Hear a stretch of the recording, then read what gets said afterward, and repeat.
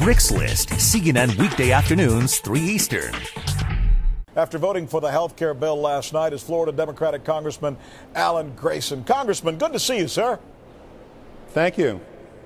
Hey, what was it like yesterday? I just got to ask you, first of all, because there were times as I watched it, I couldn't take my eyes off of it for 7 hours. It was like watching a docudrama or something. What was going on in the House? It looked like the Taiwanese parliament for a while there. What was your impression of everything going on? I had a different take than most people. I've heard those speeches over and over and over again. I actually left around 8 o'clock and went down and hung out with the demonstrators for about an hour and a half and talked to them. There were plenty of people there on both sides of the argument, and I learned a lot from talking to them. And I heard some things I had not heard from my colleagues before. You voted for this thing, but you didn't like it, right? No, I wouldn't say that at all. I think it can be improved on. I've introduced a 3.5-page bill called the Medicare You Can Buy Into Act, H.R. 4789, and I think that that's the missing piece to this bill. I think people should be able to buy into Medicare. If you want it and you pay for it, then you should have it. And so I think that you're going to see movement in that direction after this bill, but I think it's a good bill. I'm glad I voted for it. It saves lives. I imagine the reason you want to do this, by the way, this Medicare thing that you're introducing is because you want to create more competition. It doesn't seem like there's enough competition in this bill, right? That's part of it. The other thing is that the most difficult part of establishing competition is to establish a provider network.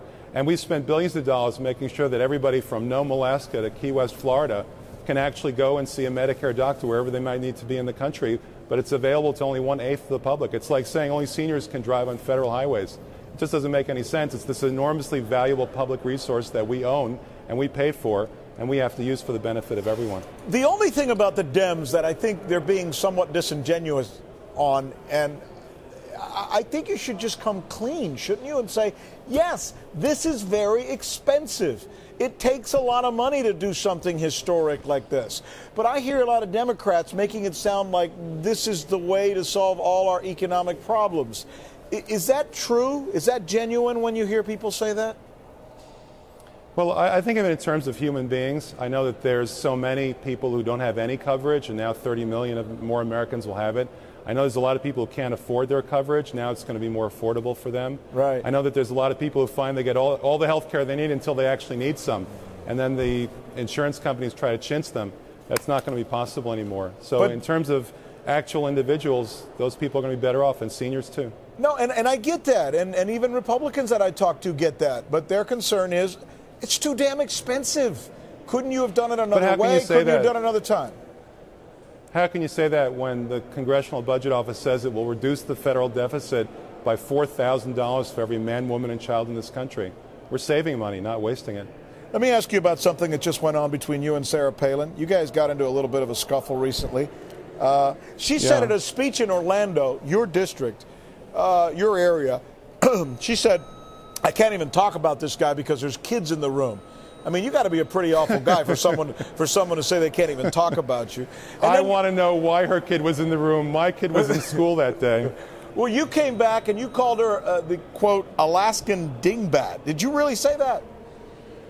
What I said was that scientists were studying very carefully her trips between Florida and Alaska to learn more about the migratory patterns of the wild Alaskan dingbat. Oh, my goodness. Now, and I also told her that I'd welcome the opportunity to debate her on the issues as soon as she learns anything about them. Oh my goodness! So you don't think that Sarah Palin's all that qualified then, from what I hear you saying, huh? I think that she's an inspiration to quitters all over the country. Whoa! I think that she's an inspiration to every student in school who cheats. You know, that handwriting business, that was really original. Palin recently said that she got some treatment.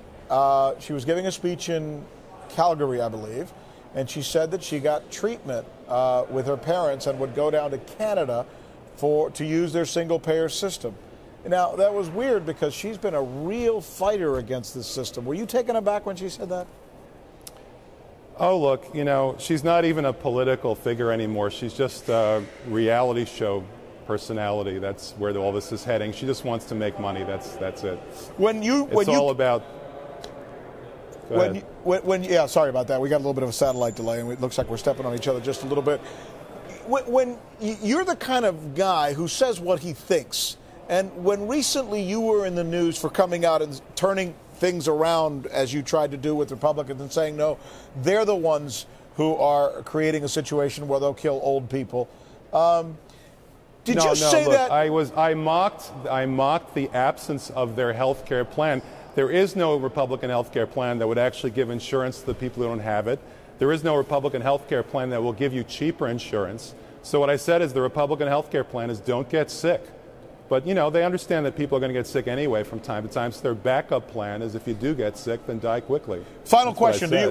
When you say things like that, which you know are going to, I mean, Congressman, you know that they're going to get a lot of attention.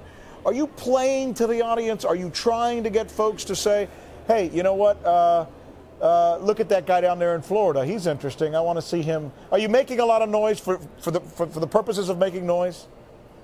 Look, you know, what it really comes down to is what the other side is saying. The truth hurts.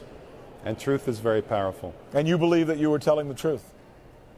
Oh, no question about it. Alan Grayson. No question about it. Truth to power. Congressman from Florida is Alan Grayson. He's good enough to come and join us to have this discussion. I'm glad you came on, sir. This is your first go-around, but we'll get you back, okay? I'll love it. Thank you very much. Thank you.